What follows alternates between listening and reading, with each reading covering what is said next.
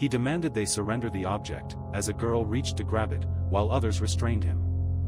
She held the object high with determination, and a boy struggled beneath another's grip, tension evident among the onlookers. Angry and desperate, he shouted at the other boy, questioning his right to steal supplies, struggling against a firm grip. With a smirk, she claimed the apocalypse justified her stockpiling, declaring her power over him and calling him a nobody. He reached out urgently, pleading for something to be returned. She confidently displayed a broken trophy, taunting onlookers about their lack of skills and labeling it powerless rage. He sneered at a fallen character, mocking their failure and calling them a loser destined for cannon fodder, laughing about those who are merely workhorses. Lying on the ground, he pleaded desperately for something to be returned, his expression a mix of anger and despair. She turned to him with a smirk, asking if something was wrong and if he wasn't happy. She pointed dramatically, saying it was unfortunate and he should just deal with it. She looked down at the boy on the ground, remarking that losers like him would never get a goddess. She reminded him that he had chosen her brother and threatened harm if he continued to desire something unattainable. He shouted Lin Beiwei and Lu Yi's names while reaching out, vowing never to let her go. A high revenge value activated the scumbag system, which began binding in a futuristic city setting.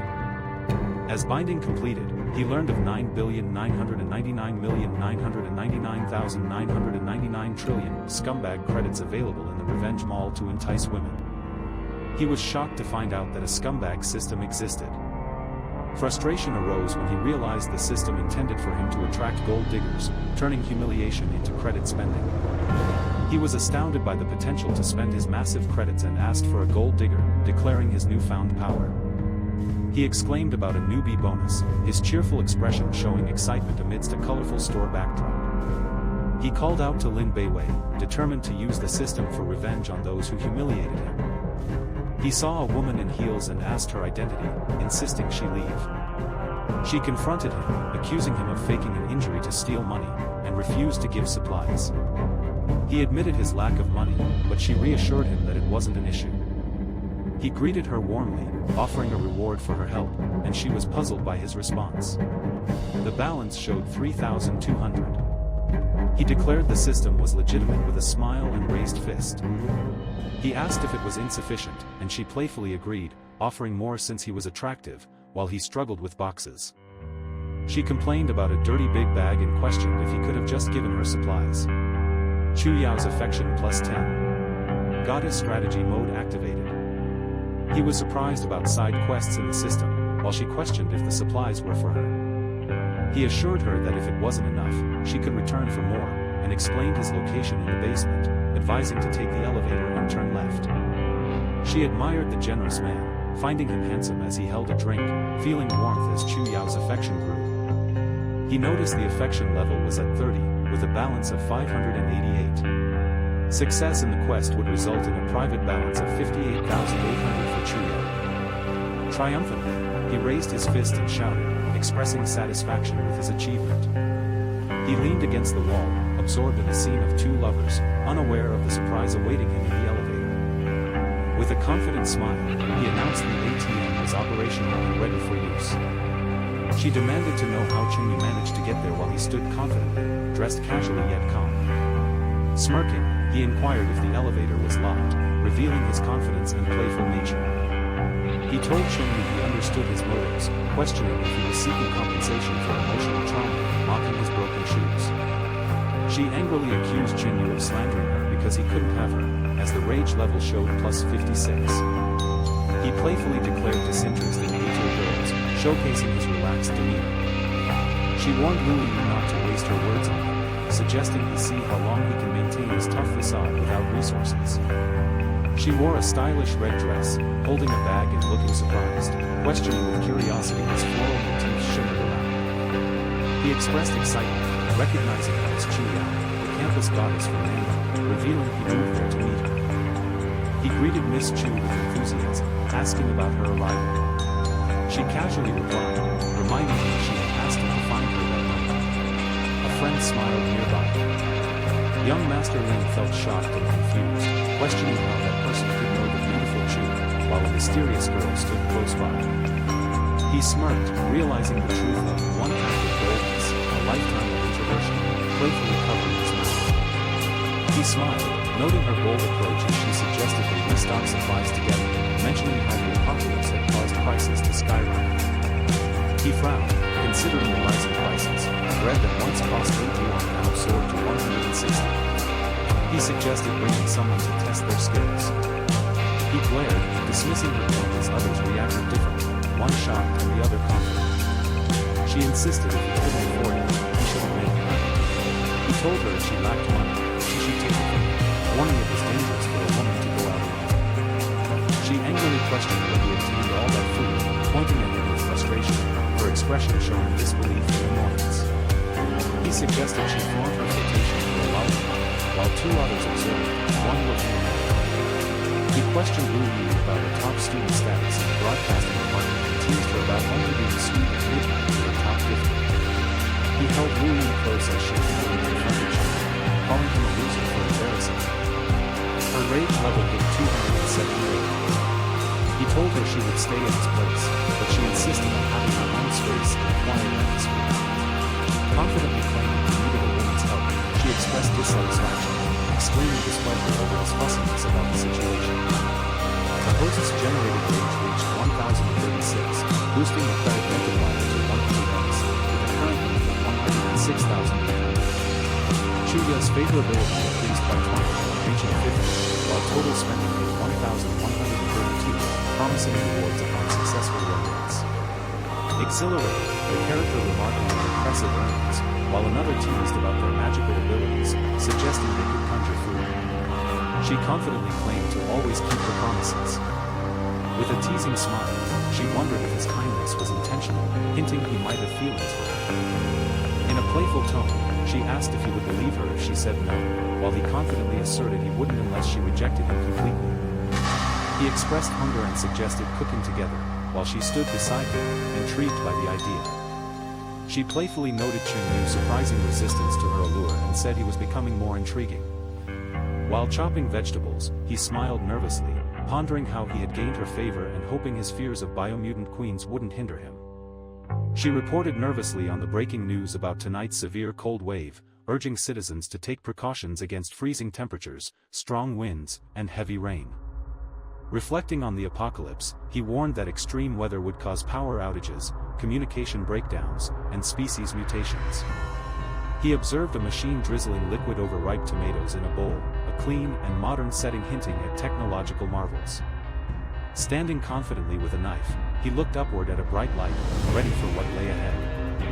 Casually sitting on the couch with crossed legs, she wondered why the power went out since the cold wave hadn't arrived yet. Turning in surprise, she heard someone demand the door be opened for the neighborhood committee's routine inspection, sensing uncertainty. Pausing by the door with flowing red hair, she called out, asking someone to wait a moment. She inquired about the situation, noting the neighborhood committee's routine checks. He confirmed they come monthly, yet it hadn't been half a month since the last visit. She mentioned the committee might be checking for illegal appliances due to the outage, while he wondered if they thought it was a college dorm. Chu Li pointed out her rage level at plus 13, which converted into 1,300 private credit, reaching a total of 108,100. He mentioned that for water and power issues, the building management should be contacted, not the neighborhood committee. She responded with a playful yet serious look. He stood at the door with a knife, while she watched anxiously from behind, both startled by a voice demanding entry. He approached the door with groceries while two characters lurked behind him, their expressions unreadable, adding to the tension. He apologized, explaining their relationship was inconvenient, while she looked confused, questioning the seriousness. He reflected on human nature. The inspector, with a confident look, suggested they suspected the water issues were linked to the two young men, who appeared relaxed but surprised. She urged him to calm down, expressing disbelief at his eagerness to return after 10 years, while he commented on her excessive talking. He warned her to stay behind him for safety, while she questioned who would help him if she got hurt. Chu Yao's favorability increased by 10, reaching 60. He wondered if cooking a meal would make her more attracted to him. The trio entered the room, startling her and prompting a scream. They appeared concerned, and he said even that wouldn't stop them, expecting a challenge. He shouted excitedly about the abundance of food, claiming it all for himself as others followed with bags. She apologized for the tragedy and offered food for the deceased, questioning his concern amidst his friends. He insisted the food was for the deceased, clenching his fist as tension grew. With determination, he swung the sword, preparing to confront his opponent. Panic took hold as he shouted in fear, his eyes darting while others shared his alarm. He urged the other to take action, his blue eyes reflecting determination to pursue their desires. In horror, he demanded they kill him as a struggle unfolded among bloodied figures. He declared cheerfully that all the food was theirs, while she nervously pleaded for mercy. He announced that the food was theirs, while she stood with anxiety and hope, wishing to escape. Tension arose as one character glared with concern, and another, holding a knife, seemed unbothered, both marked by blood stains. One character smirked confidently, while another, frustrated, clutched a bag. A friend waved goodbye with enthusiasm, wanting to hang out. A character in black, holding a knife, watched two others turn away. One exclaimed, "Let's go." A character poised with a knife loomed menacingly above, while two others stood below, one smirking confidently. A girl in a red dress stood terrified, hands on her face, as a shadowy form lunged toward her, creating danger. A young man, shocked, found himself cornered as another, wielding a knife, accused him of betrayal in the dimly lit hallway. A young man assured his sister that their deceased opponents meant the food was theirs. She, sitting on the floor, reacted with surprise. A young man declared that all the food belonged to him, while another warned him not to fall for his lies, brandishing a knife. He claimed to have awakened a power to conjure food, while a man behind him angrily called him a son of A. He accused the man of being an idiot for letting his guard down and prepared to attack with a concealed knife. She observed the aftermath from the floor with a detached gaze as he muttered again. Near the blood-soaked bodies. Standing behind, she told him to stop shouting and save his voice for later, while he sat near the bodies with a knife. He noticed the glowing screen and realized he had converted 1,500 private credits, pondering the shareability of the items bought for the girl. Chen-yu glanced at the girl, who questioned his risky plan with the neighborhood committee, but he intended to hide their problems in the community garden. The group expressed their unity and determination as Chen-yu and the girl exchanged resolute looks, ready to confront upcoming challenges. With confidence, he suggested that if they all died, nobody would care, while the group stood behind him with seriousness. Chen-yu smirked, indifferent to police threats, as the group questioned his sanity and wondered if he wanted this chaos. During a tense moment, a character with a knife lunged forward, a girl watched, and another man kicked at young Master Ai. Amid the chaos, a girl challenged a boy to share the food, while others voiced frustration over his selfishness. The boy stands confidently, wielding a knife, and declares his desire to see everyone perish, agreeing with the lady's sentiments. Chen-yu faces a woman who scolds him for being inconsiderate despite having food, and a man supports her accusation from behind. Louis displays his rising rage, taunting someone for their lack of effort, suggesting they must be more desperate if they want something. Louis, with his rage soaring to plus 216, demands an end to the nonsense, while two figures behind him add tension to the scene. Witnessing the chaos, Louis urges his companions to prepare for a confrontation, while two hidden figures get ready for action. She tells him to move aside, frustrated by his disrespect, particularly during such chaotic times, calling it an apocalypse. He rushes forward, wielding a weapon, as two figures ahead attempt to escape, their frantic movements creating tension. She confronts him confidently, refusing to be bullied, while her companion looks surprised and apprehensive, caught off guard by her boldness. He smirks and taunts her, saying it's her turn, while she remains resolute, ready to stand her ground. He yells angrily, calling someone a fool, while raising a large object, prepared to throw it with determination. He struggles with his opponent, holding tightly to his hands as they confront one another. He boldly tells his opponent he will make sure to teach both his opponent's woman and sister, while the tension in the room increases. A woman looks concerned at a defeated man on the floor, while another man clenches his fist, prepared for confrontation. Smiling playfully, the woman tells Chen-yu she was mistaken earlier and merely wanted to test him, reaching out affectionately. In a revealing outfit, the woman commands him to leave, while he, frustrated, insists he is already leaving. Holding a knife, he looks troubled as she, in revealing attire, advises him not to be jealous of someone unworthy and questions the people buried in the garden. Standing over a bloody body, he feels overwhelmed as she warns against throwing it out the window, cautioning about potential trouble. He asks Sister Wei if they will run low on supplies due to the cold weather tonight. She assures him her brother will assist if needed. A shocked expression crosses his face as she points out the unsettling scene, exclaiming about the numerous dead bodies around her. Defiantly, she raises her weapon high, ready for confrontation, her fierce gaze piercing through the surroundings with confidence. She appeared surprised, her eyes wide as shadows surrounded her. She screamed upon recognizing young Master Lin on the ground with blood around him, while others watched. He pointed at the fallen characters, shouting in disbelief as the street descended into chaos. She gasped, struggling with her emotions amidst the shadowy surroundings. With urgency, she called for Sister Wei as colors filled the background. She pondered her next move after discarding the bodies, aware of the approaching cold wave. He prepared a meal calmly, advising against rushing, while noting his system's rage points and credit balance, excited for new opportunities. She eagerly invited him to taste her beautifully arranged dish, filled with anticipation. He didn't expect such kindness during the apocalypse, feeling at home as she enjoyed her meal with a smile.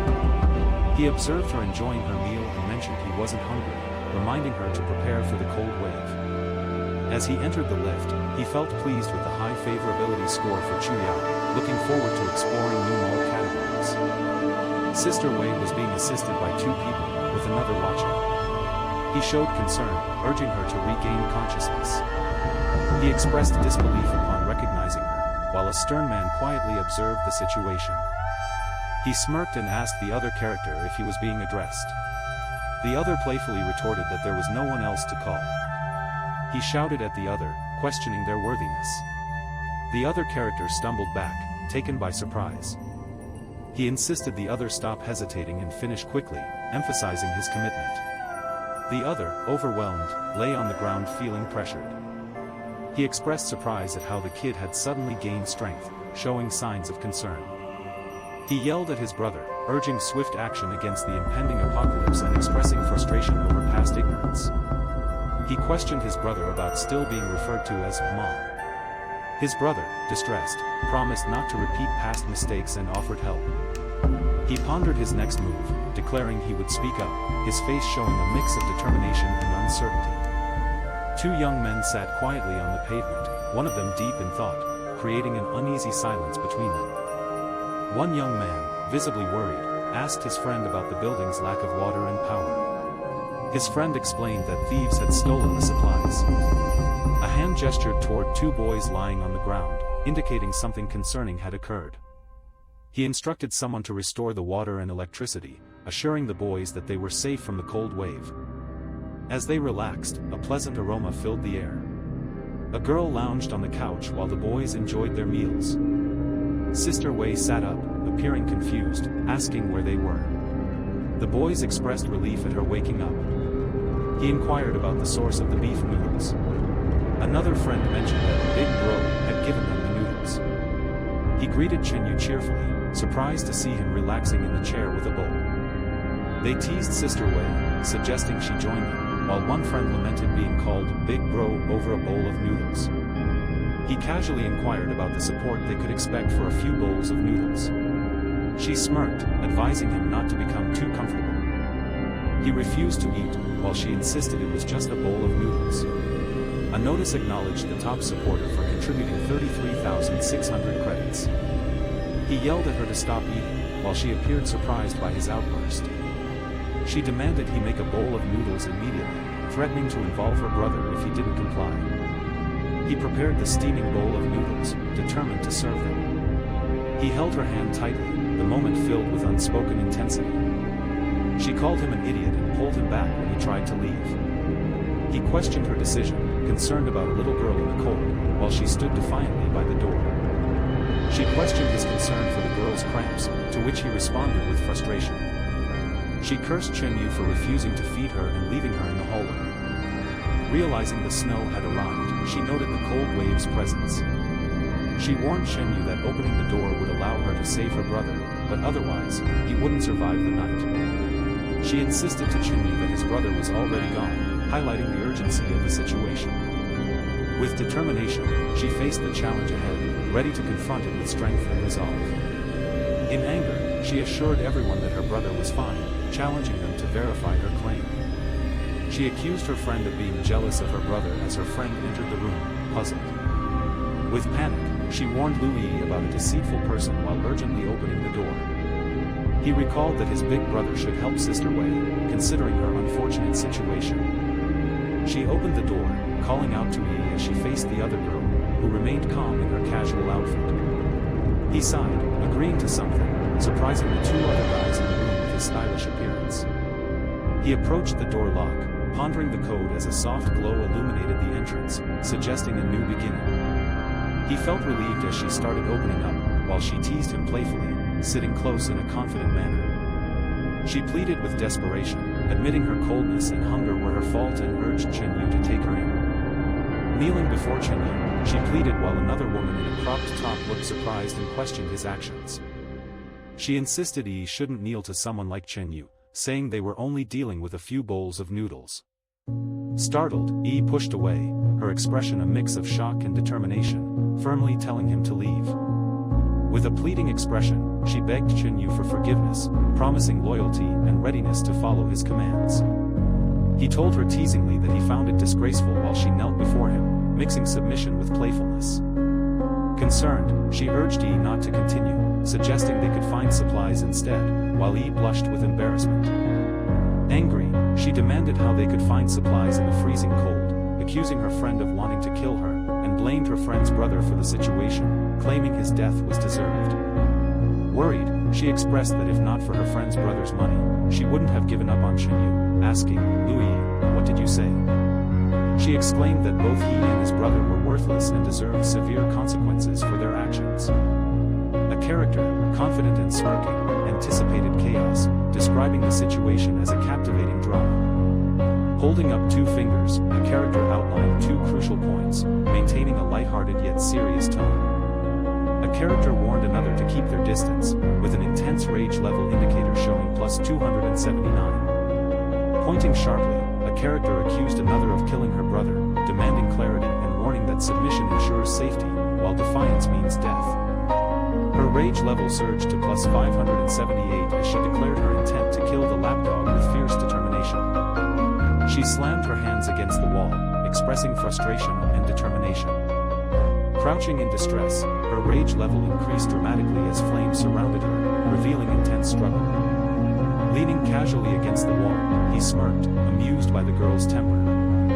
Surprised, he watched a holographic display flash numbers, showing he gained 2,272 rage points, exchanged for 227,200 credits, raising his balance to 400,800. He joyfully announced reaching 400,000 credits, thrilled at the profit, and celebrated, claiming fallen girls were the best. He expressed concern about the boss's eerie laughter, and another commented on his scary demeanor, wondering if he had turned evil. He firmly stated they would drink until they dropped, gripping a beer can. Surprised, he reacted as two men knelt before him, while a striking woman in revealing attire watched.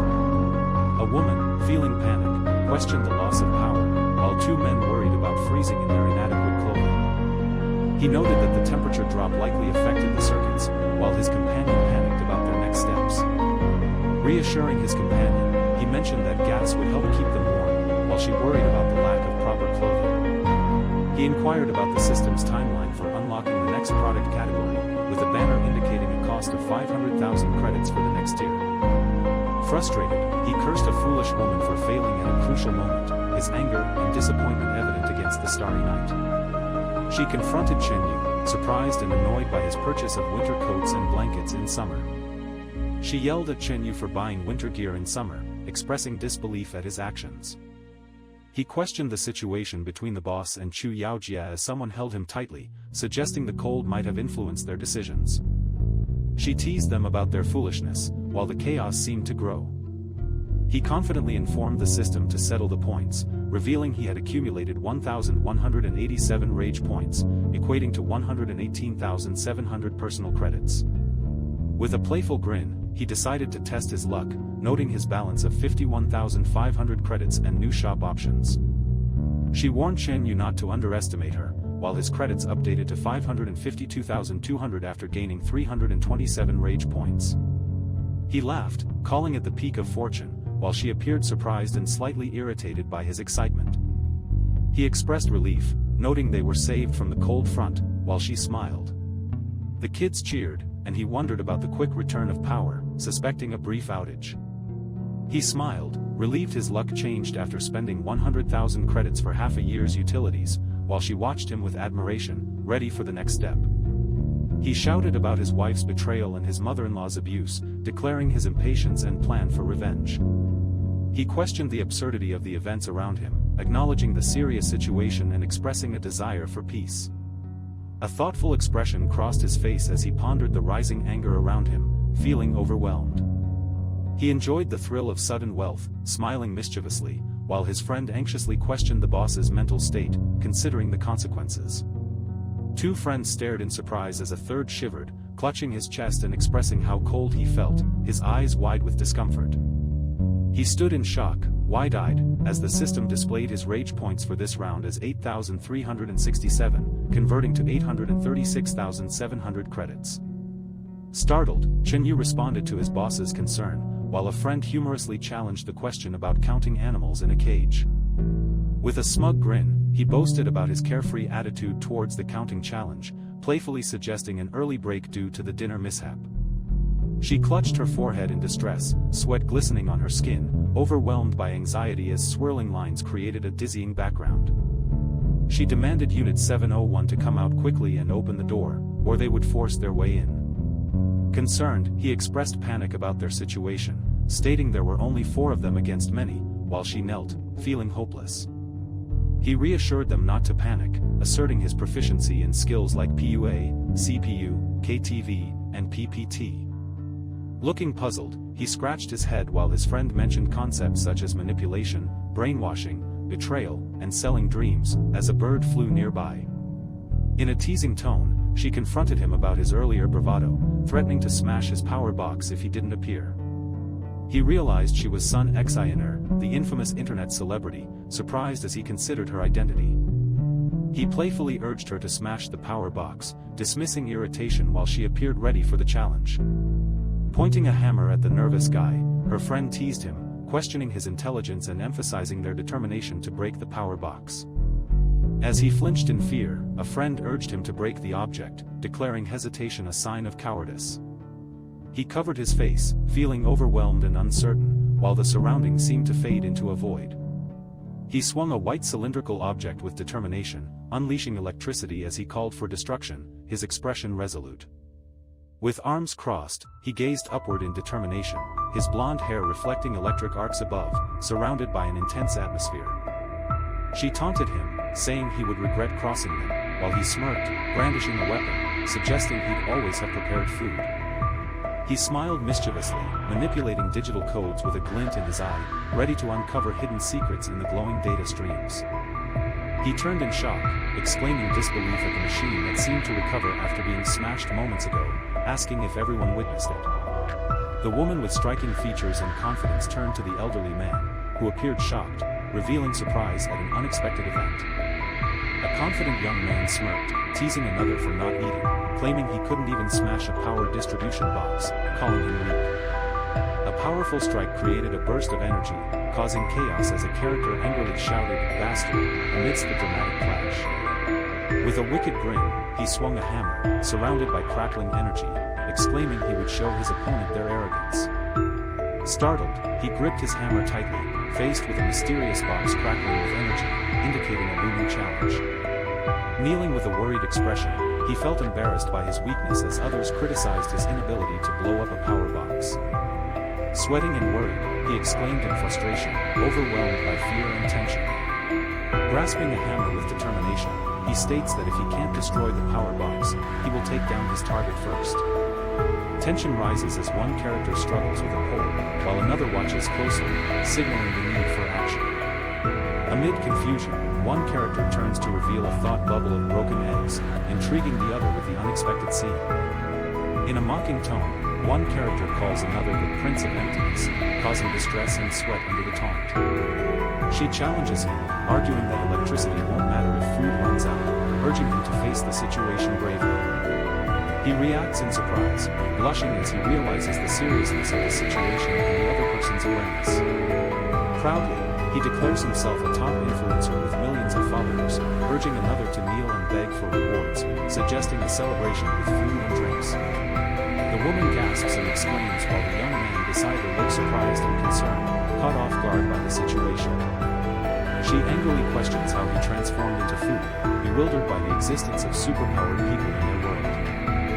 Furiously, she questions why someone like him possesses such powers, insisting that top influencers shouldn't suffer such unfairness while he remains frustrated. He instructed them to act as a shocked friend expressed surprise, while the other characters stood ready, both holding glowing orbs. He yelled at the sight of a rotten egg, as his friend complained about the odor. Another character insisted on retreating. He demanded to know why it happened, while a woman beside him called the kid filthy and advised him to stop. He threatened an older man, saying he would send him to his grave, his anger evident. She slipped, fell into bright green paint, and lay on the floor, shocked and frustrated. They urged each other to hurry inside, while one stumbled, causing chaos as they clutched bowls of food. She declared that whoever defeats the loser will spend the night with her, while he stood anxiously beside her. She assured the group the door was sturdy, while he wondered about their escape as she approached. He prepared to explore a new category, converting rage to personal credit, viewing his balance and new store categories. He looked surprised, wondering if the clothing category had been unlocked. Raindrops hit the surface, forming ripples as the character considers his next move. The character, slouched in his seat, suggests it's a perfect time for a walk. A woman in a red dress warns him about the approaching acid rain. A boy compliments another's potential while a friend observes amid a colorful background with hearts and strawberries. One boy offers a down jacket to his friend, encouraging him to join an exploration. The friend humorously questions if he leads a secret organization. A boy, eager to leave, urges his friend to stop reading endless power fantasy novels. The friend jokingly agrees, calling him the boss. He asks if she is still waiting, standing at the door with his friend behind him, while others watch curiously. He tells her to move along and not block the way, and she confidently walks past him in her striking red coat. Feeling insulted after being hit on the head, she declares herself a top influencer with millions of followers, demanding respect from everyone, even celebrities. Frustrated, he accuses a woman of causing chaos, insisting he was misled. Another character promises to follow orders as long as he is fed, angrily calling out Zhao Tian. He angrily demands someone leave, declaring they shouldn't risk the bond he shares with his superpowered brother. She confronted Chen Yu, accusing him of crossing a line and demanded to be invited for food and drinks, warning him against being ungrateful. She stared at him in shock, while he remained calm despite the tension. He questioned with curiosity. Basic man, is it? Waiting for a response. She declared her status as a top influencer with millions of fans, challenging anyone to strike her again. She confidently challenged him, saying, "Bring it on," while he looked surprised. She argued he couldn't hit her since others tried to please her and teased him about using reverse psychology. He called him a moron while pledging loyalty, as a girl quietly observed. He pushed the other away, demanding space and stating they were leaving, while a character lingered in the shadows. He stood confidently in a dark hallway, light highlighting his features, ready to step into the unknown. He appeared anxious, calling out to his brother, unable to hide his hesitation as shadows surrounded him. He asked Sister Wei if she was alright, noticing her distress while her brother crouched beside her and another man stood nearby. In a tense moment, she asked for help, looking fearful, as he stood close behind her, offering support. With a smirk, he mocked the plea for surrender, suggesting she should be flexible and ordered them to be taken upstairs to Chi. Rain fell steadily as a rusty, sleek car sat idle at the curb, surrounded by vibrant green plants. He stood in the rain, hood up, contemplating the closed plant case, curious about the delivery station and his missing package. Surprised by her sudden call, he stood in the rain, wondering about the situation. She called him closer, but he suspected it was a setup for a honey trap and vowed not to fall for it. He remarked on the thrill of getting into trouble, encouraging her to share her story as his friend observed. He stood wide-eyed with fear as a gun was pointed at him, the atmosphere tense and shadows looming. She commanded him to remove his clothes, wielding a knife while staring intensely, her expression determined and defiant. He insisted on ignoring the consequences. She, holding a knife, demanded his clothes, suggesting a hidden trap in her intentions. He smiled confidently, complimenting his sister for being amazing while holding a knife, mixing admiration with tension. With a fierce expression, he demanded obedience. His calm brother, drenched in rain, assured him he'd manage the situation. She questioned his identity, declaring he wasn't worth her time except for a useful connection, as rain poured down. Smirking confidently, he dismissed her words, implying she was wrong about his worth. Standing with a smirk, he taunted her to speak when she learned to beg, surrounded by digital data. In the rain, she was shocked and confused, realizing her clothes had vanished, her expression a mix of disbelief and worry. He smirked, dismissing her as unqualified to negotiate while she pursued him in the rain, her face determined. He glared at her, dismissing her approach in the rain, as she pursued him fiercely, her resolve unshaken. He pushed her hand away, frustrated as the rain poured, intensifying the tension between them. As the rain poured down, he told the other character that despite his skills, everyone else was insignificant compared to their situation. He accused the other of being just a number without resources, emphasizing the importance of power and worth. He boasted about his ability to gather resources, while the other character criticized him for lacking necessities and maintaining pride, despite suggesting a task for food. He asked her about the 2 bundles of noodles. She suggested he should be grateful and warned him about the ants groveling, highlighting their difference. She lay on the ground in the rain, contemplating the disparity of the noodles, pondering the situation with surprise and disappointment. She sat in the rain, annoyed by her misfortune, while he stood nearby, surprised by her claim of being struck by a low-level individual. Soaked and vulnerable, she insisted urgently that he listen to her, with a visible rage indicator beside her, hitting plus 336. In the pouring rain, he stood defiantly as she lay wounded, proclaiming he wasn't listening to her pleas. In the rain, he gazed with a playful smirk, calling out to Chen-yu, confidence evident despite the downpour. He stood confidently in the rain, reminding her not to knock on the wrong door, while she vowed never to forgive him, emotion evident. In the rain, he clenched his fist, vowing revenge, his anger marked by the glowing score of rage plus 886. He entered the dim hallway with a box, noticing her seated alone, shivering in her red coat as if in anticipation. She observed him closely, her long blonde hair framing her face, softly questioning what had drawn someone's attention to her.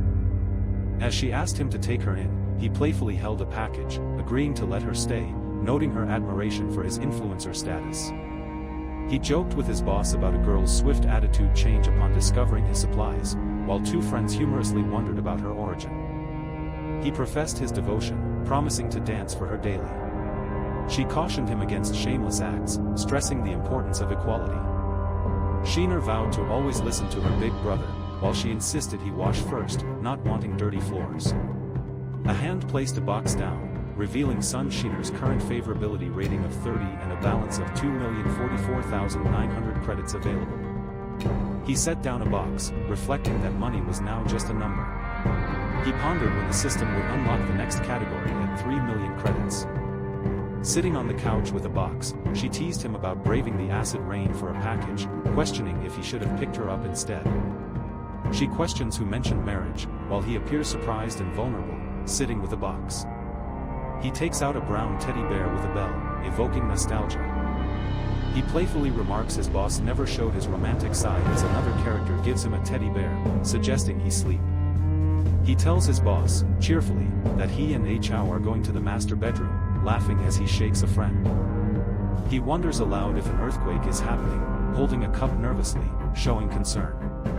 She angrily demands Chen-yu to come out, threatening his life for his bold actions.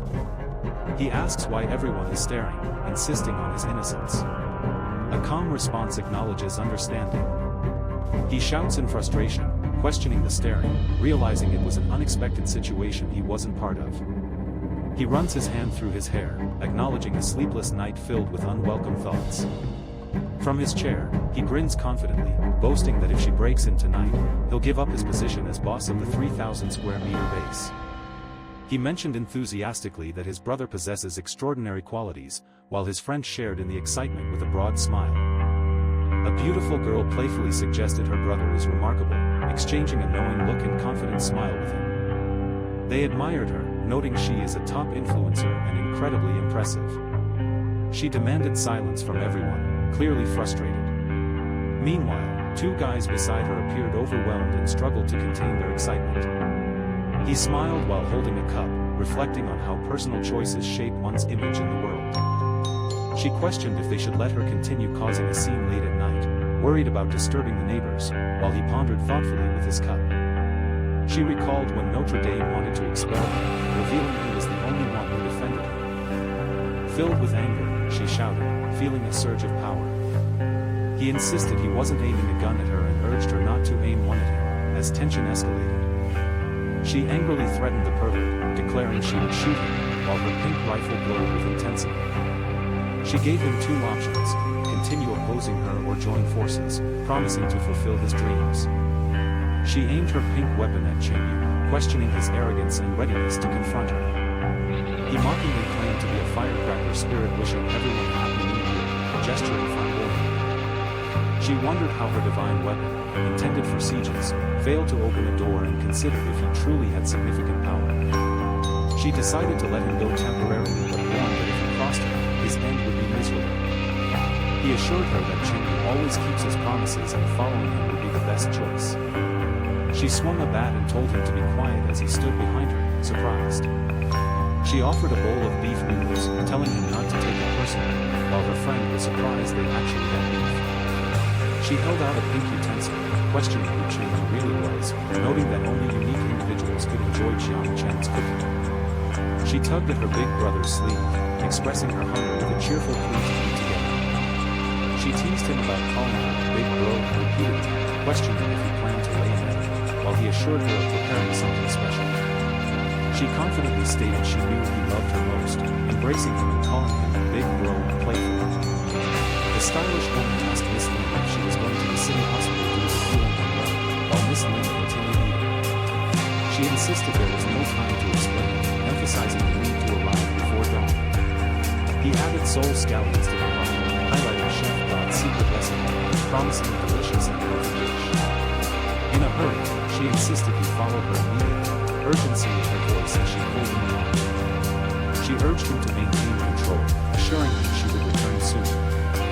She called for him to be careful as he hurried out, pursuing the mysterious figure in black and pink. She told her friend not to worry, stating confidently that bad deeds live long in this town as nails. In the rain, he questioned if the electric scooter, labeled electric scooter charging station, still worked, while his companion stood by. In the rain, apparently boasted his ride could conquer any road, while his companion watched, intrigued. Chen Yu expressed frustration over a weak battery, questioning how it would move, as her companion observed the impact. Confidently, he stated that replacing the scooter battery was simple, now having over 2 million assets, smiling slightly in the rain. He dramatically pointed, asking his friend if they believed in the light, surrounded by dark shadows. She angrily told him to believe in his own mother, as a glowing hand showed her rising rainbow. Sitting on the ground, he clutched his face, explaining the woman's punch was painful, with snow framing the scene. She questioned her judgment for trusting the street fell, frustration clear as rain fell around her. Determination surged within her as rain dripped, focusing intently despite her doubts. He urged her to join him on the scooter, eyes sparkling with excitement, rain pouring around her. He inquired why the electric scooter remained undamaged by the acid rain as they rode close for warmth. He teased her about her unusual eyebrows and joked about how her down jacket could block acid rain while the scooter remained unaffected in the downpour. He frowned at the question, expressing frustration and wondering how he should know, as rain heavily poured around them. Smirking, he urged her to hold on tight as they sped through the rain, likening it to a joyride toward the apocalypse. He thought about the cheerful and talented guy, considering if he might be the savior his father mentioned, even during Doomsday. With determination, he considered Zhou Chang's affection increasing, noting that all resources she used would be refunded into his inventory. He gained 1,678 rage points, and his personal credit balance was 167,800. Riding through the rain, he asked to upgrade the gun on his back. Drenched, she leaned close with surprise, asking if weapons could also be upgraded. In the rain, he planned to unlock a few attribute slots, thinking it wouldn't cost him and could increase her affection. Determined, he was ready to chase after the other character escaping on a motorcycle. Confidently, she declared it was her, demanding they let them pass, looking poised in her cropped top and jacket. A character in a hat in the rain claimed indifference to who approached, asserting even the Jade Emperor would have no influence. A stern officer advised a girl with an intriguing appearance to leave, suggesting she might be carrying diseases. A frustrated boy with tousled blonde hair recommended hemorrhoid cream for an itchy mouth, expressing irritation with another's words. A boy with messy blonde hair commented on another's sharp words, while a character in black remained unaffected by the rain. A blonde boy with a futuristic weapon leaned against a wall, observing a calm girl in black despite the heavy rain. The blonde boy, wielding a futuristic weapon, walked away smirking at a girl in white, silently mocking someone embarrassed on the ground, mentioning glycerin in it. With confidence, the blonde boy in a stylish coat and loose pants taunted, reminding someone to act like cannon fodder. In the rain-soaked scene, she expressed alarm at everyone emerging, while he stood tense, watching the darkness.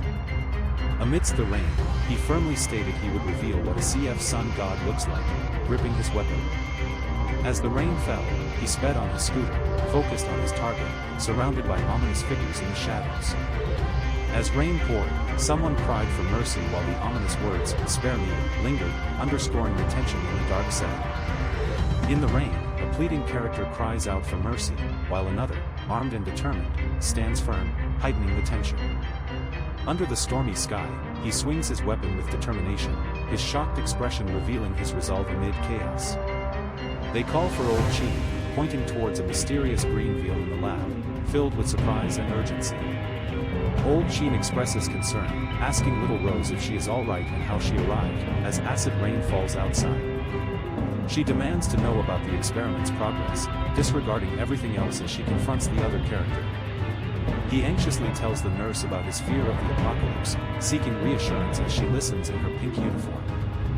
With a fiery glare and a teasing tone, she smirks, commenting he seems eager for a beating, while he blushes and grins, playfully tugging her hair. He questions who the young man is, while she states she wouldn't have arrived without Cheng-Yi. He notices the young man with intrigue, explaining that the young man is remarkable. She states that identity is irrelevant since the apocalypse has begun, survival is the priority. Reflecting on the apocalypse, she notes that few youths like Chong-Wei possess unique skills. A man concurs, praising Chong-Wei's resources and connections. With a confident smile, he humorously asks if Chong-Wei's junk is gold-plated, showcasing his light-hearted demeanor. She calls him jealous, while he smirks and warns against judging by appearances or facing consequences. She asserts that her brother has ample resources and warns him to stay away from her sister if he's only after their supplies. He comments on the sisters' resemblance, comparing them to white flower buns, while she displays annoyance. She teases Zhou Miao about resembling buns, while he remains aware of her irritation, revealing Chun-Yi's preference for beef noodles. She laughs, then playfully scolds her sister for talking about hunger and criticizes resource distribution. He asks if she returned from Dunhuang, mentioning murals, and she seems amused. He inquires if the young man's father is in government, receiving a simple no, then asks if the father is in business. A young man waves playfully, while a woman in pink warns an elderly man about him, labeling him a loud-mouthed hoodlum. A character with short purple hair confronts Zhou Miao, indicating no concern about jealousy over brother Chong-Wei and offers food despite past issues. With messy blonde hair, a character threatens a nurse, saying he will slap her to stop her chatter. A shocked nurse, holding her cheek, confronts the blonde character, calling him a stinky hoodlum and expressing outrage, noting a rage value of 558. He confronts her, frustrated, questioning if she considers herself a princess and inquiring about her workplace at a KTV. She angrily asserts that he is finished, offended by his insult and claiming the power to make him disappear from Jiang City with a single word. He exclaims about the Howie Group, recognizing it as the largest in Jiang City, feeling anxious, while another boy reacts with a scarf. Running anxiously towards a group of boys, he calls out for Manhwa, who watch him with curiosity and concern. He comforts her, stating that anyone daring to bully his woman must be tired of living, while she expresses her distress. Both appear distressed, frowning with furrowed brows and closed eyes, as the chaotic background emphasizes their frustration. She pointed at the accused, stating he had harassed her after she refused him, while he stood beside his friend, looking bewildered and concerned. He urged his friends to pursue the fleeing character, filled with determination and urgency. Facing two advancing characters with fists raised, he stood confidently amidst the tense situation. With a furrowed brow and clenched fist, he stared defiantly at his equally determined opponent, both caught in an intense moment. He screamed, clutching his bleeding hands as the other character watched with shock and concern. Calling out to his big brother in pain, he winced, while two others watched with concern. A woman in pink urgently shouted for everyone to subdue a man, while a calm man in a suit stood beside her, serious. A man, determined, stealthily pulled out a knife, ready for action in a lab setting. He lunged forward, gripping a knife and yelling at his target, whose back was turned, creating tension. He skillfully dodged an incoming kick, displaying agility and preparing for a counterattack in the intense scene. A tiny creature with a beak flew toward him, startling him against a vibrant, swirling backdrop. He lifted his leg awkwardly, apologizing for the mishap, determined to practice again in the bright, organized space filled with shelves. Feeling frustrated, he scolded the others, calling them useless, as two characters in the background showed concern and distress in the tense atmosphere. She acknowledged Lee Chongwei, aware that he approached Zhou Miao for gene experiment data to secure the first awakened power and dominate the apocalypse. She exclaimed that he was talking nonsense because Chongwei truly loved her, expressing pride in the gene data as her family's hard work meant for Chongwei. He found it fascinating, noting it was his first encounter with a weasel wishing a happy new year, while others argued about Chongwei's character. Confidently, he told the listener to watch and, holding a paper, offered crucial data, pleading to spare his brother's life. He demanded to know when the data was released, urgency evident in his intense expression and demeanor. She expressed surprise at Chen Yu's character while he examined the paper, his expression calm and collected amidst the dimly lit pharmacy. In the pharmacy, a man in a suit demanded the kid give him the file, while a pink-clad woman smirked, mockingly calling another a spineless wretch. He told Chen Yu that if he made it through the day, he would definitely deal with his dog. She stood near, touching his shoulder lightly, while he studied the document, considering its importance. With concern in her eyes, she held his arm as he ordered the guards to take them away. He asserted he wasn't infatuated, noting he and Chongwei were alike, while she jokingly embraced him, mentioning his princess disease. He described princess disease as a princess acting out, contrasting it with the wild chicken emotional breakdown syndrome the other character had. She insisted her husband use him as a scapegoat for her anger, while someone else called for action from those present. He yelled for everyone to halt, as two men stood in surprise during the tense moment. He inquired if something was wrong, teasing her about getting scared, while they posed in the lab with playful confidence. Apologizing, he mentioned he hadn't felt fear since the apocalypse, a confident smirk on his face. With a smirk, he stood confidently while she, holding his arm, glared defiantly, aware they possessed vital gene experiment data. He apologized with a casual smile, explaining that the important item was no longer present, gesturing to the empty space around him.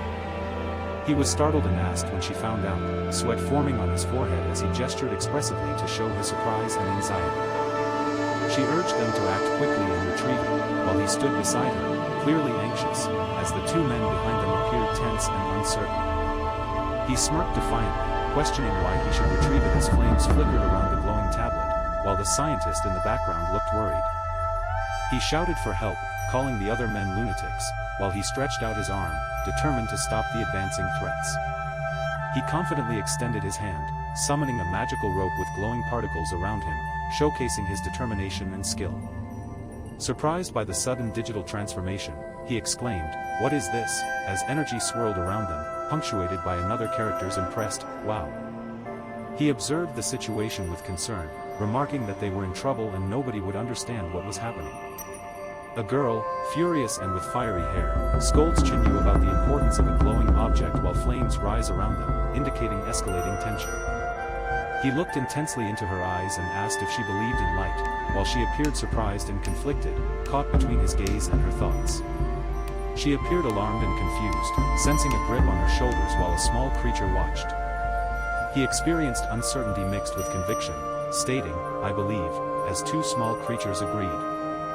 He mocked her, calling her an idiot for believing in childish tales, while she appeared annoyed. Feeling anger, he questioned the situation's amusement, showing a rage value of +888. With a sly grin, he signaled silence, while a masked figure in tattered clothes lunged behind him. Confidently, he teased her about her seriousness, noting the system's score with 695 rage points and a private quota of 465,500. Thoughtfully, he indicated they were slightly short, while his friend smirked beside him. He offered the gene experiment package as a treat, while she observed with curiosity and caution. An older man asked the young one if he was a medical researcher, as a surprised girl and her companion watched. A frustrated nurse criticized an older man, blaming his foolishness for their failure and questioning his belief in the young man's research abilities. He cautioned her against speaking recklessly, accusing her of having mental issues as he pointed at her face for emphasis. He joked about her fierceness, asserting that after his rabies vaccinations, he had nothing to fear. She challenged him to unite if he dared, accusing him of lacking mental strength due to emotional problems. He leaned against the wall, expressing his thoughts confidently, warning her not to act rashly. Her purple eyes glowing, she showed intense anger, her determination evident as her rage level increased significantly. With a playful grin, she teased Chinyu about her sleepless night, while another girl in revealing clothing adjusted her hair beside her. She admitted to herself, with a troubled look, that she couldn't sleep, clutching a pillow tightly. Calmly, she assured herself of her strong brother's protection, inquiring about her older sister's breakfast habits. She turned her head sharply, her purple eyes focused, questioning about her older sister while snapping her fingers. With determination, she dashed forward, her fiery red hair trailing behind, while her surprised sister watched from the doorway. She pondered the hospital's distance and external dangers, contemplating their next move. She expressed surprise at her friend's rush, questioning why she seemed to be headed to a funeral. A girl sarcastically called the other a brat, saying her brother's sacrifices were wasted. The blonde responded with a cold retort. One girl insisted she wouldn't argue, revealing Sister Chu Yao's concern for her brother and her departure, leaving the other startled. In a dim kitchen, a voice questioned if young brother Chinyu could evolve human genes. He reassured the old man, suggesting he might be hungry. A man in a lab coat stood behind him, while a woman observed quietly. A breakfast table offered a variety of dishes, including steamed buns, century eggs, lean pork congee, and shrimp dumplings, appealing to everyone.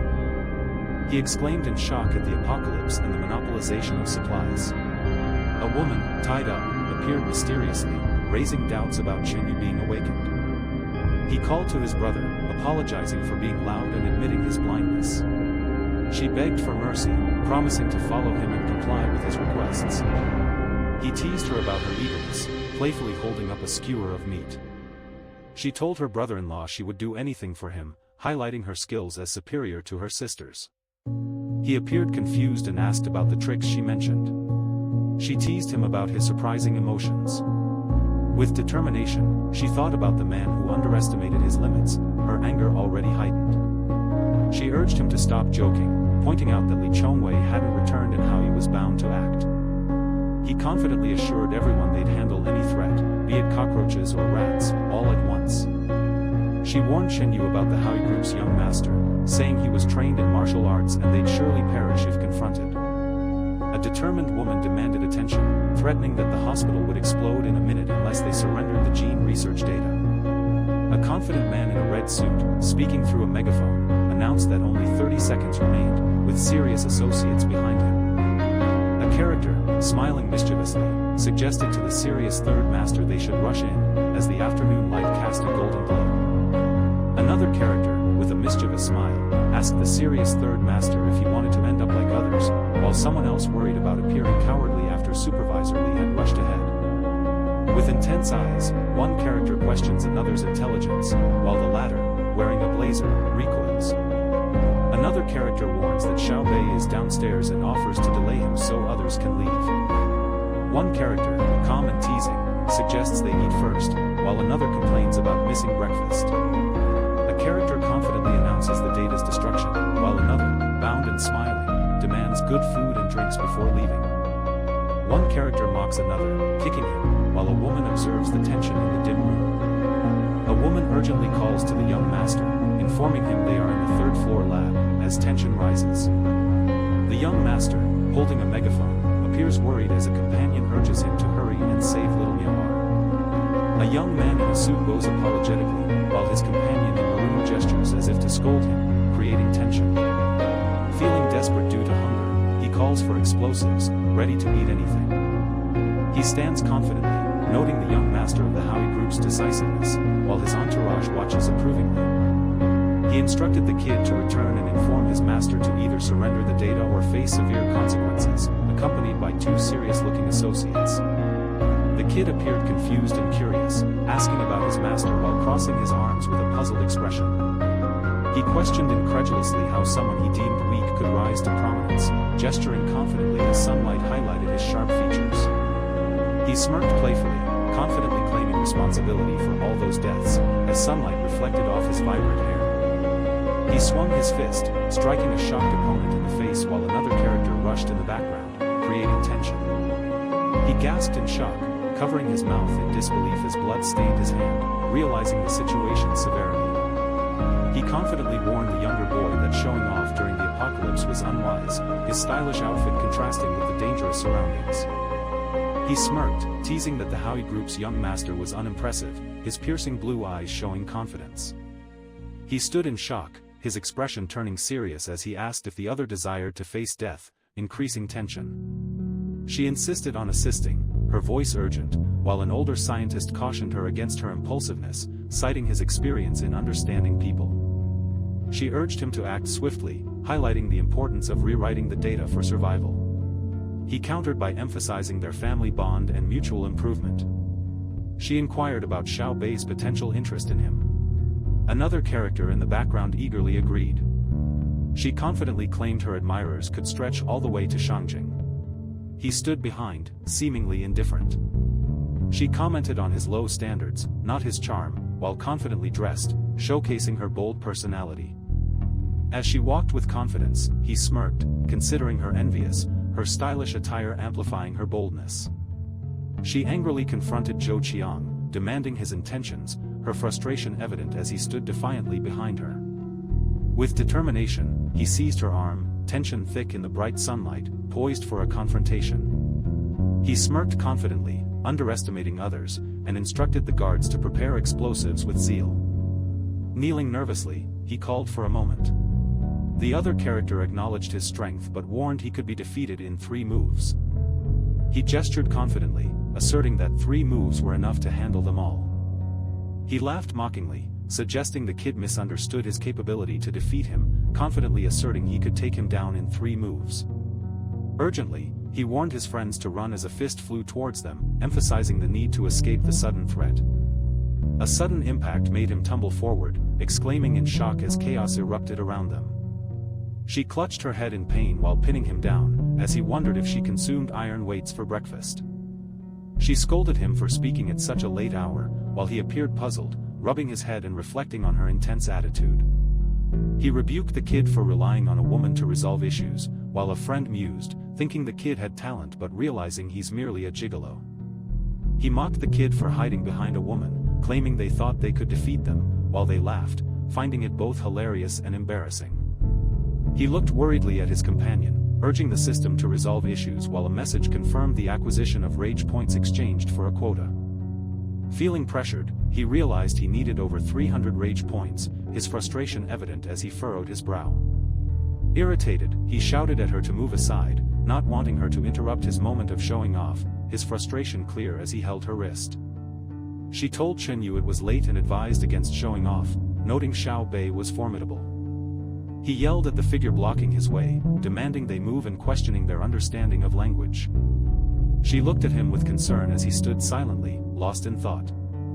She confronted him, expressing frustration and warning if he wanted danger, she would comply. Tears streaming, he lamented that everything was over, expressing a mix of despair and resignation. He smirked and ordered his allies to finish the target, asserting dominance. Determined, he instructed the system to settle the score, maintaining a fierce expression. She entered the scene, intrigued by the events, showing interest in the situation. In the car, she adjusted her sunglasses while he asked if this was the show promised by Xiaobei. He rubbed his neck anxiously, trying to collect his thoughts before speaking with Zhihai. Gao Zhihai, the eldest daughter of the Gao family, walked confidently with her bodyguard, attracting attention with her striking presence and fashionable outfit. Gao Zhihai questioned the woman's high rage value and naturally bad temper, demanding, "Where are you looking?" as chaos erupted. She introduced herself to Qingyu with a firm handshake, while the sunlit scene created an inviting atmosphere.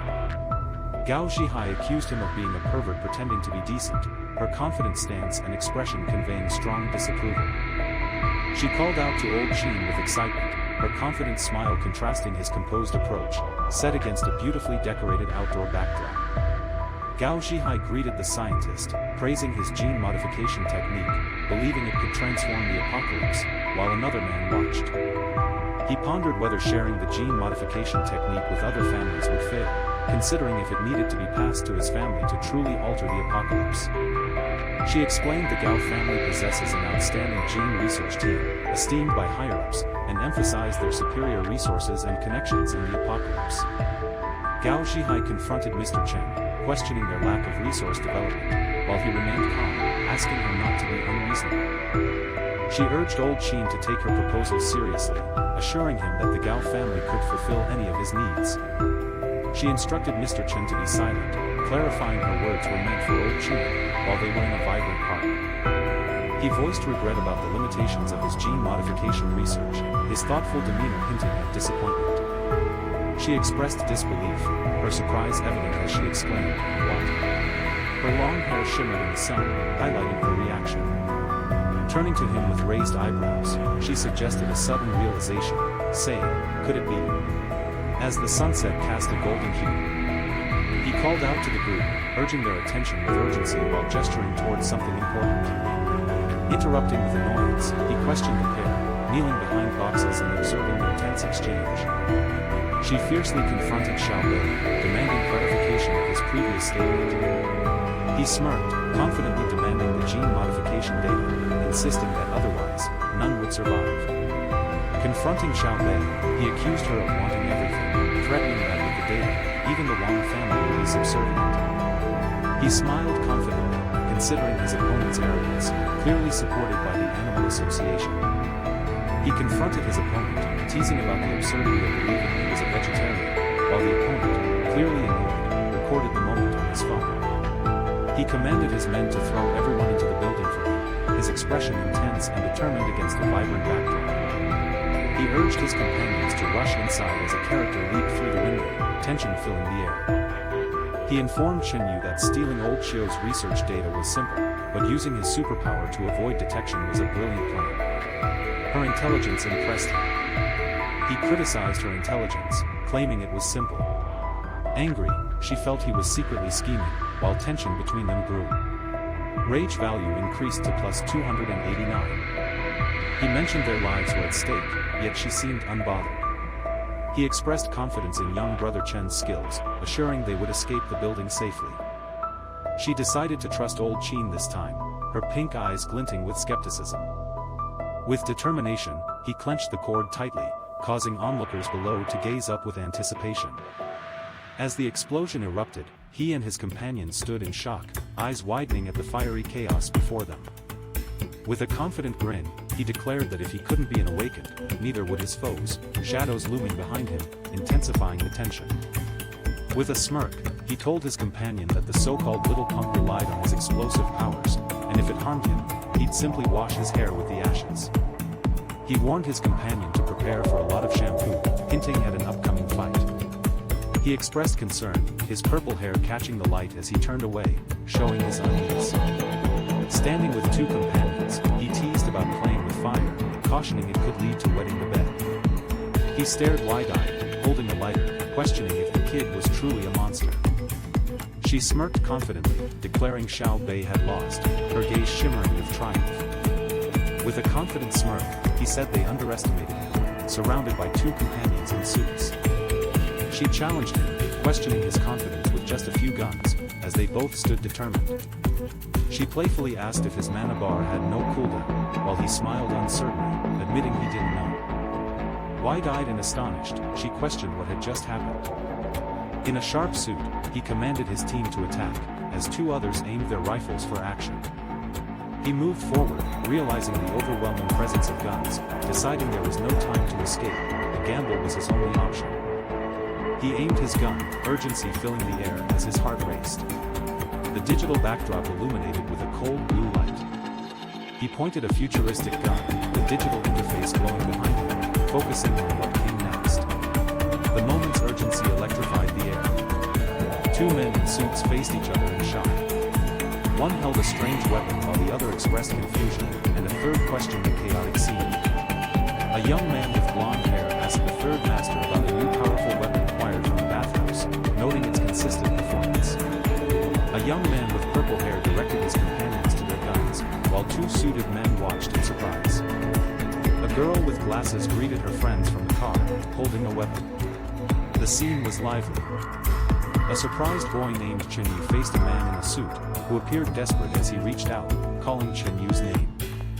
Feeling uneasy, Chen Yu looked at the darkening sky, sensing a shift as he thought about the changing weather. Chen Yu urged his companion to speed up as they faced an intense situation, both showing determination.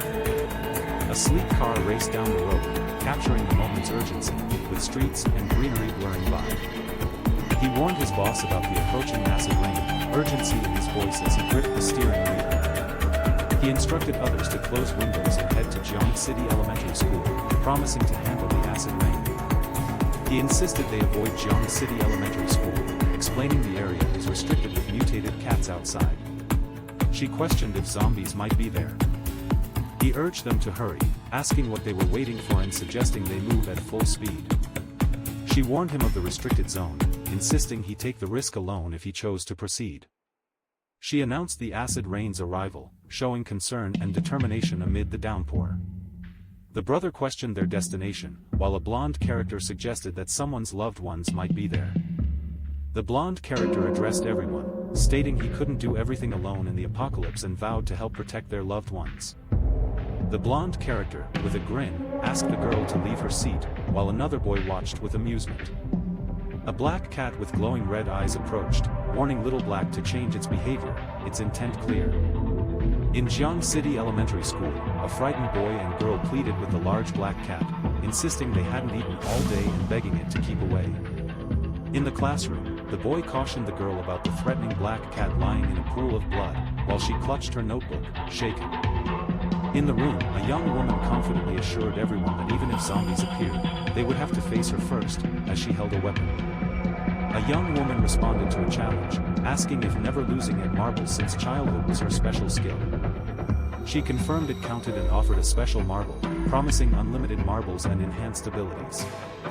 The big sister asked if she was there to save them and promised help if they listened to the young lady.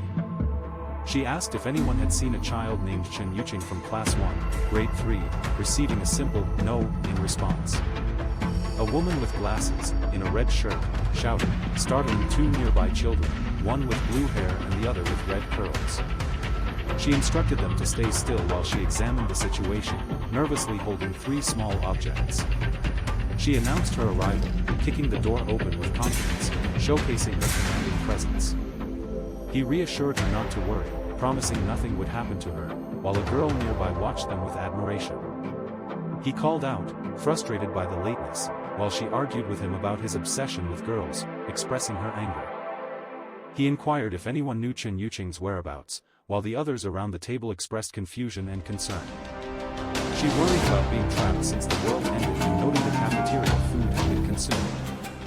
Strange beings invaded the school, attacking everyone. Panic spread as people tried to escape the terrifying scene. In the tense atmosphere, a character with glasses gazed intently at another, who exuded confidence, exchanging silent challenges. In a vibrant setting, a character in red insisted Chao stay seated, promising to investigate further, as others watched curiously. A character rushed up the stairs, exclaiming her confusion, her red outfit contrasting the soft lighting. He urged the fallen character to rise and prove himself as a determined woman observed from the doorway. She questioned his condition, while he, looking distressed, expressed feelings of inadequacy, labeling her a waste earlier. He hurried through the corridor, calling out for Xiaoqin, clearly anxious about her whereabouts. He turned sharply, calling for his brother, his face showing worry and urgency as the empty corridor stretched ahead.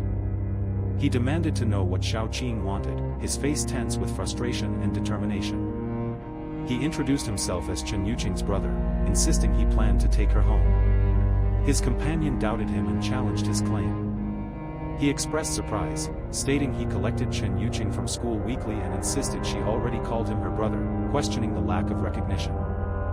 He smirked, claiming connections with important people, and insisted that without proof of identity, Xiaoqin could not accompany her. He suggested that if she couldn't prove she was a teacher, none of the children would be released to her. He stood confidently with crossed arms, eyes narrowed, showing determination while facing a less assured character. He confidently addresses the children, urging them to identify him as Teacher Zhao, his eyes showing determination. He points at the blonde boy, commanding him to leave, with his confident presence creating tension, while a bright light surrounds them. He smirks at the blonde boy, mocking him about how Xiaoqin's claim doesn't make him her brother, just as being called teacher doesn't prove his role. He exclaims, urging the other not to be unreasonable, his frustration evident in the tense atmosphere. He suspects she isn't Teacher Zhao and jokes that she may be a mutated species with cerebellar atrophy, showing a mix of curiosity and skepticism. He demands she call her mother to the school to verify their relationship, threatening consequences if she doesn't comply. He angrily threatens her, demanding she call her mother to the school, insisting on harm if she doesn't obey. He demands her to wait, holding her hand tightly, urgency clear in his expression against the dark backdrop. He urges Xiaoqin and the others to hide under the table, reminding them to crouch and keep low, humorously noting his bravery feels exaggerated. He reassures his brother, insisting they are indeed hiding correctly, while confidently holding his hand with determination. He advised the kid to show bravery, holding his shoulder firmly and reminding him to care for his plants. Turning sharply, he confronted the approaching crowd with determination, ready to face upcoming challenges. He looked down thoughtfully, silently wishing someone well as he prepared to tend to his farm. He warned her not to go out if her vegetables died in the future, his expression serious. He yelled in surprise, noticing a nearby girl, his shock evident as he turned to face her glowing golden hair. He recognized Teacher Wenlan's voice, surprise showing on his face, while another boy stood beside him, concerned. He warned everyone to be cautious of mutants, while another boy voiced concern for Teacher Wenlan's safety. Feeling frustrated, he thought it was the perfect moment to seize the opportunity with Teacher Wenlan amid the chaos. He confronted her about the accusation of burying her sister alive, but she urged him to speak correctly. With a loud crack, debris from a toppled shelf fell, creating a chaotic scene. A girl happily calls for her brother, while a boy peeks from behind the table, creating an animated scene in the room. A cheerful boy with blonde hair calls out for Xiaoqin, his smile adding to the colorful setting. A girl with pigtails calls for her brother, her open arms and bright smile reflecting excitement against a star-patterned background. A girl circles her brother, who warns her not to stray too far, his irritation growing as his anger intensifies. A boy, clutching his face, tearfully apologizes to Teacher Zhao, urging action before the seventh-day memorial. A girl informs a blonde boy that Xiaoqin is located but questions the whereabouts of Chao Shizao and others, mentioning Miss Gao's literacy lessons for zombies. With a puzzled look, the girl ponders, suggesting a mystery awaits resolution. Sweat dripping and eyes red, he sits against the wall, bewildered by his unsettling situation. He sits on the floor, feeling overwhelmed, as a confident woman discusses overcoming challenges through performance enhancements and problem solving. Distressed, he clutches his head in agony, his eyes glowing red, as a powerful scream escapes him. He focused on her intently, his red eyes glowing, as she cautioned him about the consequences of being an zombie.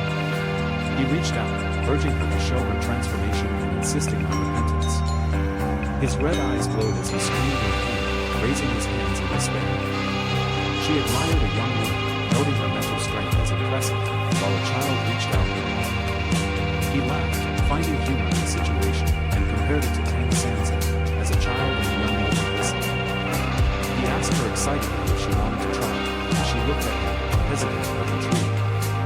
He laughed, recalling an old hen stewing at home, saying goodbye, while another character exclaimed about escape, and someone complained about the fear being killed. She asked nervously if they were all ability users, while he watched her with curiosity. She expressed gratitude, aware of the surrounding danger, while he urged everyone to evacuate in another company. He advised her not to rush with gratitude, explaining that his only intention was to take Xiaoqing and not to interfere. She speculated about Gao Xi's actions, noting his favorability had risen to 30, with a reward to follow after capture. He expressed enthusiasm over discovering an ability fruit worth 100,000, explaining it could yield tens of millions. The woman next to him showed interest. She conveyed her understanding and appreciation, acknowledging her comprehension of the family economy. He inquired with the boss about managing the children, questioning if it was necessary to care for all of them since Xiaoqing had many independents. Back in China, he argued that Yu's approach was risky or and recommended giving teacher a non-ability fruit for potential talent later. She told Chow it was enough, her expression showing determination and frustration. He noted the unusual child of intro, while his friend beside him shared the sense of wonder. He was taken aback by the loud echoes of "woo" bouncing off the walls, creating a surprising atmosphere. She shouted anxiously about the official alarm, warning of nearby dangerous monsters, insisting they couldn't wait. She sighed as the acid rain continued, suggesting they stay the night, deciding their immediate action needed addressing. The group gathered in the school, intent on eradicating all concealed threats within. She dashed forward, asserting she would handle the middle floors, confident her marbles would not miss. She reassured everyone, mentioning she hadn't returned yet and predicted the Gao family would soon discover the location, as her powers glowed brightly. Amidst swirling green energy, 4 characters attacked a man in a suit, their shocked expressions and glowing eyes indicating a fierce confrontation. With fierce determination, he struck back at the menacing black beast, its red eyes glowing ominously as it lunged, showcasing a tense battle. In a tense moment, he confronted the ferocious black beast, its menacing red eyes fixated as it bit down with sharp teeth, showcasing fierce determination. He shouted, demanding to leave Teacher One and the children to him as he delivered a powerful kick to the snarling black beast. He declared he would bring old Qin in and then seal the school gate while his companion prepared to assist. A cheerful whale splashed in water as 2 whimsical sheep and some mushrooms celebrated, with the words "excellent" and "great" highlighting the joyful scene. An elderly man, focused on his tablet, was startled by a ghastly figure outside the window, who exclaimed, "Amazing," with a twisted expression. The man, displaying a pale and terrified expression, raises his hands in panic while confronting an unseen danger, his mouth open in a silent scream. In the rain, he angrily pounds on the window, realizing the absence of someone important, his expression a mix of frustration and concern. An older man remarks about little brother Chen's energy, noting the school district crisis has been resolved. He gazes at the school gates in the rain, feeling relief from the crisis while the world outside remains drenched. In the room, a man in a long coat surveys fallen figures, shaking his head and attributing it to the cunning Zhou Qian. He looks shocked, realizing little Rose's concealment stems from her family ties, feeling sympathy for her circumstances. He informs her that the first floor is cleared, with only 5 children surviving, and asks about her situation. She responds similarly and emphasizes the need for planning the next steps. Before a classroom door marked, Class 2, Year 3, he stands with anticipation as he prepares to enter. Sitting on a chair, he thoughtfully asks Miss Gao if forcing their way out would likely succeed. Miss Gao estimates the chances at only 30%, suggesting the likelihood is low. He exclaimed they had a 30% chance, urging, "Let's go," with a smile. She questioned if he was missing a brain stem, asserting there was only at most a 30% chance of success. She declared her big brother was the best, expressing unwavering belief in him with a cheerful wave. She argued they shouldn't be overconfident, emphasizing the importance of their lives as others watched, clearly distressed. She questioned their survival chances if they stayed, gesturing while uncertainty lingered. She stated their situation was stark, with a 100% chance if hidden or 0 if discovered. A character celebrated while 2 women discussed their grim situation, noting rushing out would be like committing suicide. He exclaimed in distress that if true, they must be doomed, gripping his head in frustration. He asked if she knew the types of monsters and their food preferences, suggesting marinating a dish in soy sauce for them. An older man suggested little brother Chin might have a solution, while a younger man, appearing indifferent, responded that he hadn't. The older man, surprised, exclaims disbelief, asking, "What?" His white hair and prominent mustache add to an expressive demeanor against a vibrant red backdrop. He wonders thoughtfully about a solution, while another character, confused, inquires about the method he means.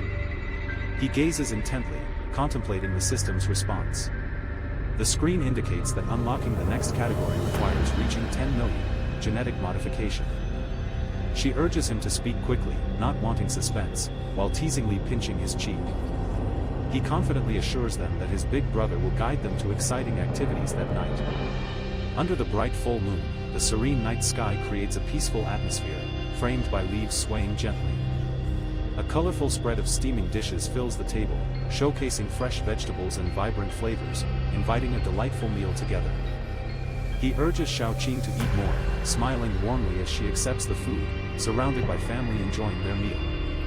She angrily shouts for him to eat more, as he obliviously receives a plate to the face, humorously escalating tensions.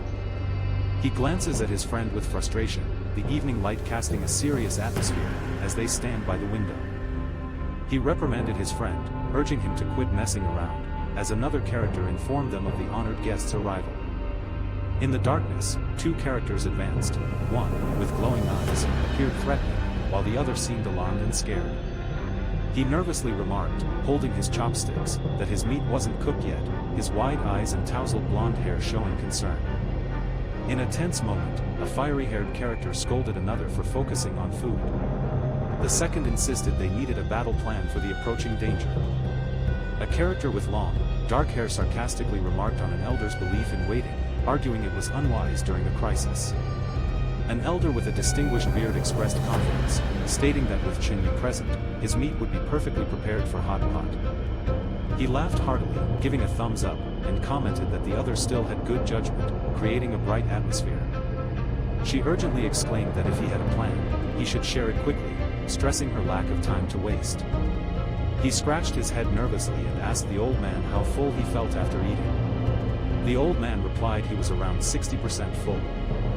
He recalled how Guan Yu warmed wine to defeat Hua Xiong in the past and confidently stated he would boil meat to slay the monsters today. Zhou Qiang instructs his companion to scout the enemy's position, emphasizing not to engage, while telling Fei to create fog to hinder visibility. The blonde character notes their power, while the dark-haired girl advises waiting for the monsters to gather before acting. The blonde questions her exclusion, and the dark-haired character reassures her of being the secret weapon for a crucial moment. She mentions her support-type ability, planning to strategize once Zhou Qiang returns. Zhou Qiang tells Chao to protect Qi Yao, while Chao questions his role in safeguarding Teacher Wan and the children. He enthusiastically greets the guests, promising to personally welcome them.